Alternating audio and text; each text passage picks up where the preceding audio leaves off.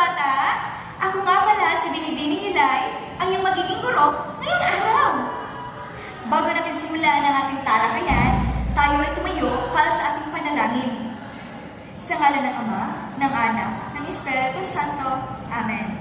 Panginoong Hesus, maraming salamat po sa lahat ng biyaya na pinagkakaloob mo sa amin sa araw-araw. Salamat po sa araw na ito na kami po ay muling nagkaroon ng pagkakataon upang matuto. Bigyan niyo po ng lakas ang aming mga guro na silang maghahatid sa amin ng mga kaalaman. At nawa po ay tulungan niyo kami ng aking mga kamag-aral na maunawaan ng mabuti ang aralin ngayon. Patuloy po kayong maghari sa aming mga buhay. Ito po ang aming panalangin. Amen. God bless you!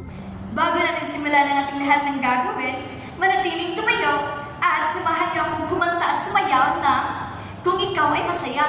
Alam niyo ba ang kantang niyan, mga bata? Mahusay! Ngayon, samahan niyo akong kumanta at sumayaw na Kung Ikaw Ay Masaya.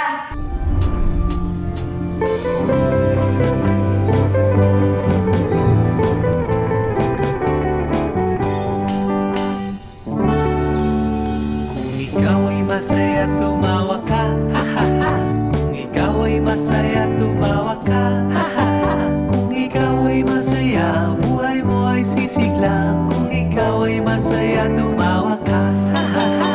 Kung ikaw ay masaya, pumalakpak. Kung ikaw ay masaya, pumalakpak. Kung ikaw ay masaya, buhay mo ay sisigla. Kung ikaw ay masaya, pumalakpak.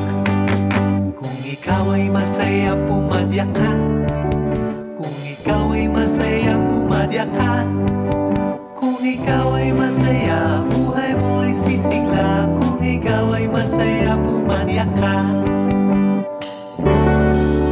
Kung ikaw ay masaya, gawin lahat, ha ha ha.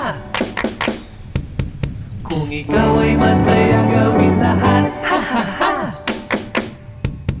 Kung ikaw ay masaya, buhay mo ay sisigla. Kung ikaw ay masaya, gawin lahat, ha ha ha. Kung ikaw ay masaya, buhay mo ay sisigla. Kung ikaw ay masaya, gawin lahat, ha ha ha. Maraming salamat, mga bata! Ngayon, pwede na kayong umupo. Bago natin sisimulan ang ating gagawin, ay titingnan ko muna kung sino ang lumiban sa ating klase. Andito ba si Geraldine? Andito ba si Abby? Andito ba si Joshel? Andito ba si Nicole? Ayan! Mahusay! At andito kayong lahat. Tuwang-tuwa ako na hindi kayo lumiban sa ating klase. Magaling, mga bata! Kamusta kayo? Kamusta ang araw ninyo? Kung ganon, kung nakikinig kayo sa akin, maaari bang iiling ang iyong mga kamay? Maaari bang pumalakpak ng isang beses? Pumalakpak ng 2 beses? Pumalakpak ng 3 beses? Ayan, magaling! Bago ang lahat, ipaalala ko lang sa inyo ang ating mga alitutunin. Ano ito? Una, makinig sa guro. Ikalawa, huwag sumigaw. Ikatlo, gamitin ang po at opo kapag sumasagot. 4, itapon ang basura sa basurahan. Naintindihan niyo ba, mga bata? Mahusay! Magandang umaga, mga bata! Parang handang-handa na kayong makinig sa aking talakayan ngayon. Bago tayo magsimula, ako nga pala si Binbining Din, ang inyong magiging guro ngayon. Bago tayo magsimula sa ating talakayan, ay hahatiin ko muna kayo sa 2 grupo, pangkat 1 at pangkat 2. Sa ating gagawin ngayon ay magagamit ang panghalip na tao. Ako, siya, ikaw, sa bawat pang-usap na sasabihin ko.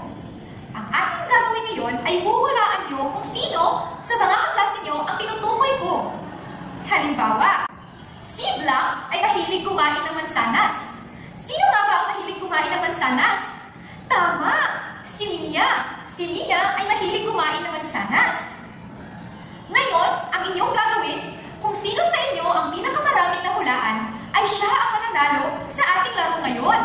Handa na ba kayo? Kung handa na kayo, pumalakpak ng 1, 2, 3. Magaling, handang-handa na nga kayo. Si Blanc ay palaging tahimik sa klase.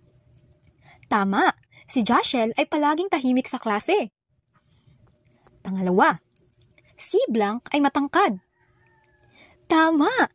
Si Eliza ay matangkad. Ang galing-galing niyong sumagot.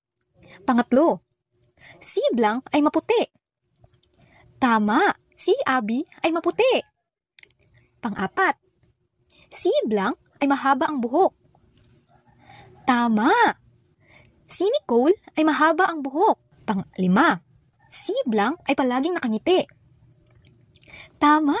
Si Allen ay palaging nakangiti. Pang-anim at panghuli, si Blanc ay palaging mahilig sa tsokolate. Tama! Si Lori ay palaging mahilig sa tsokolate.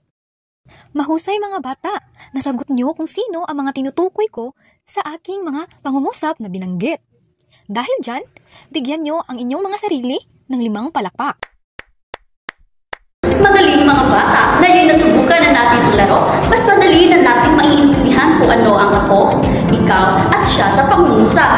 Tingnan natin ngayon kung ano nga ba ang mga salitang ito at paano sila gamitin ng tama. Panghalip na bang tao. Sila ang mga salitang pamalit sa pangalan ng tao na paulit-ulit sasabihin. Sa halip na pangalan ang sabihin, gumamit na lang tayo ng panghalip na bang tao. Halimbawa, ako, ginagamit ko ang ako pag aking sinasabi ay ang aking sarili. Tama. Ginagamit ang ako pag ang iyong pinagsasabihan ay ang iyong sarili. Ang isa naman sa mga pangungusap ay ikaw. At ginagamit ang ikaw pag ang pinagsasabihan mo ay ang iyong kausap. Ginagamit ang ikaw kung ang kinakausap mo ay ang iyong kasama. Yan ang dapat gamitin kung ang iyong pinagsasabihan ay ang iyong kausap. Ang pangatlo ay siya. Ginagamit ang siya pag ang iyong kinakausap ay ang ibang tao. At ngayon naiintindihan na natin kung paano nga ba sila gamitin. Balikan din natin kung ano yung ating tinalakay, kung saan nga ba gagamitin ang ako, ikaw, at siya. Halimbawa, ginagamit ang ako pag ang iyong pinagsasabihan ay ang iyong sarili. Pag ikaw naman ay ang iyong kausap. Tama! At ang siya, ginagamit sa pangusap kung ang iyong pinagsasabihan ay ang ibang tao. Tama mga bata, magaling at nakikinig talaga kayo. May nais ba kayong itanong sa iyong guro? Kung wala na, magaling at nakikinig talaga kayo sa iyong guro. Ayun, tapos na ang ating pagtalakay sa kung paano gamitin ang ako, ikaw, at siya. Ating sasanalin kung talagang alam nyo ba kung paano ito gamitin. Sa ating aktibidad ngayon, matutunan ng mga bata kung paano gamitin ang salitang ako, ikaw, at siya bilang pamalit sa pangalan ng tao. Sa ating mechanics, una, kailangan magpasa-pasa ng bola habang umaawit o nagbibilang. Una, kailangan magpasa-pasa ng bola habang umaawit o nagbibilang. Kuha ba? Magaling! Pangalawa, kapag hawak mo ang bola, sabihin ang pangungusap gamit ang ako, ikaw, o siya. Pangalawa, kapag hawak mo ang bola, sabihin ang pangungusap gamit ang ako, ikaw, o siya. Pangatlo, makinig sa mga kasama at maghintay ng iyong turn. Pangatlo, makinig sa mga kasama at maghintay ng iyong turn.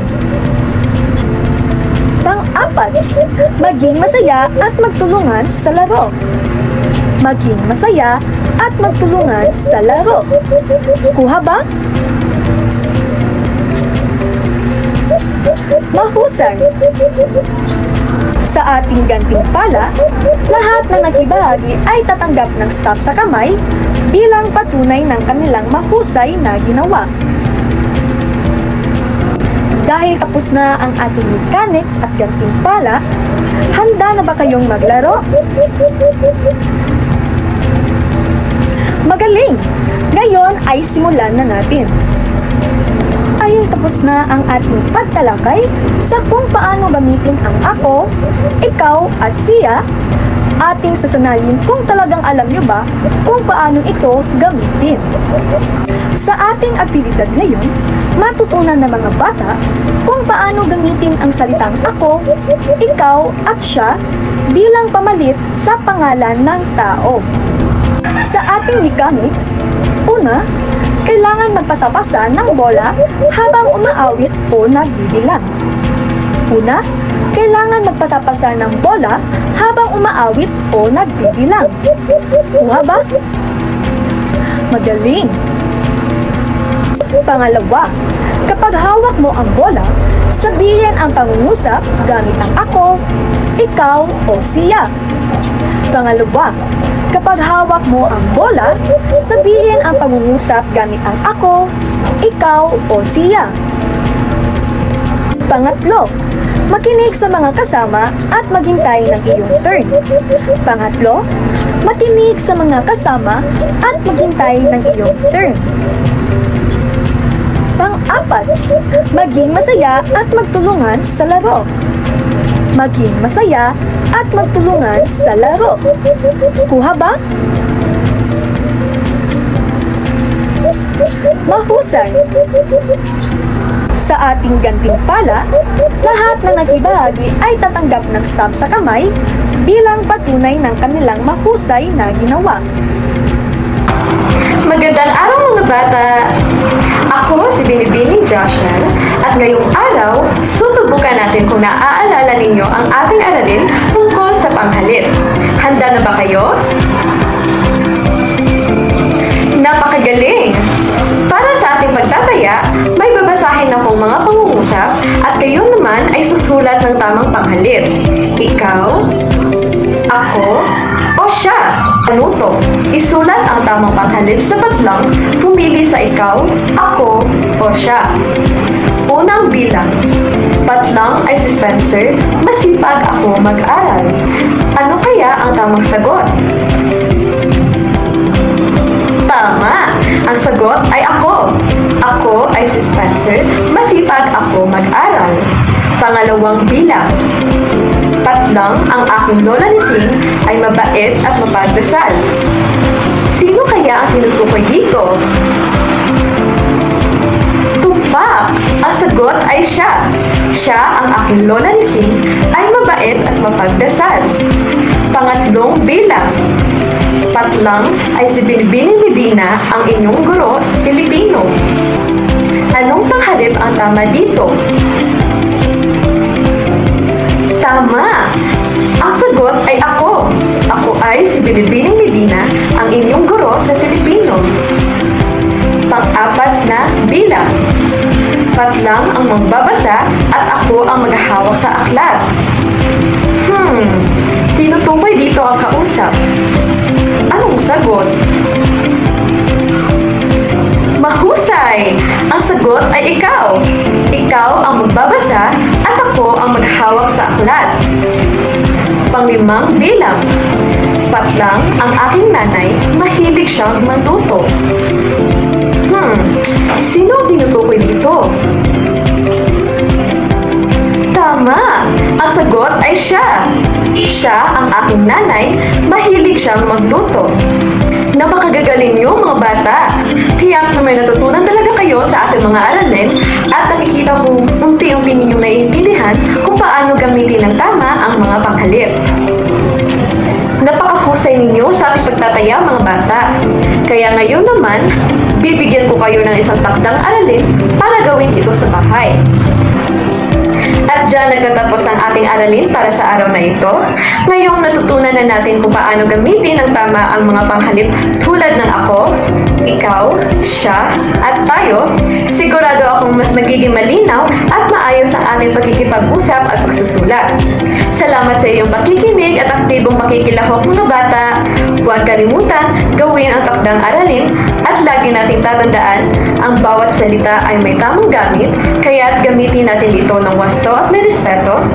Hanggang sa muli, paalam!